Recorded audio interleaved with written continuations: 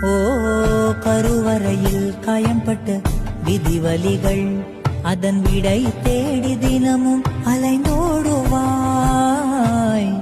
கண்கள் காணா எதிரியை தேடி அலைந்தால் நீ உன்னை நீயே தொலைத்து மனம் வாடுவாய்.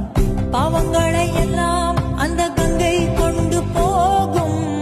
குற்ற உணர்வாலே மனம் இன்னும் கொஞ்சம் வேகும். இன்று உன்னை அணிகின்ற புத்தம் புது மாலை ஒரு நாளைக்குள் வாடிவிடும். நடப்பதை யார் அறிவார்?